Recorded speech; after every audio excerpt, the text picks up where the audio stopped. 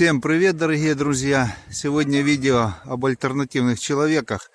Ну и маленькая превьюшка про нас, про наши страдания зимние альтернативщиков. Ну вот, солнца нету, льдом все покрыто. Ветрячок, правда, балует, уже с неделю дует от 10 до 15 метров ветер. Это и хорошо, и не очень. Страшно за большие деревья.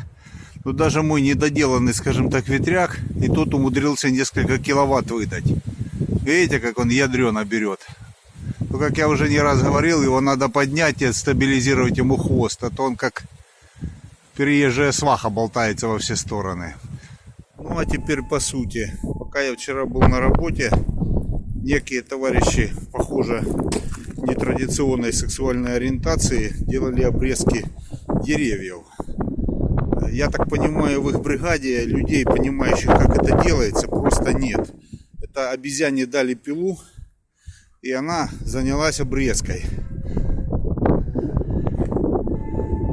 Каким боком нижние ветви могли вредить проводам, которые черт знает где вверху? Это просто изуродовали дерево.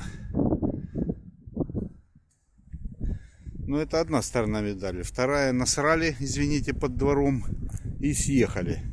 Территория горсоветовская. Я должен убирать это все. Хорошие у нас службы.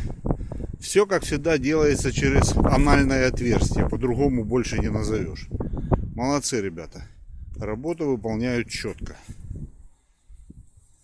Вот так и живем. Кто-то созидает, а кто-то пилит. Именно пилит. Всем добра, здоровья и пусть у вас все будет хорошо. До свидания.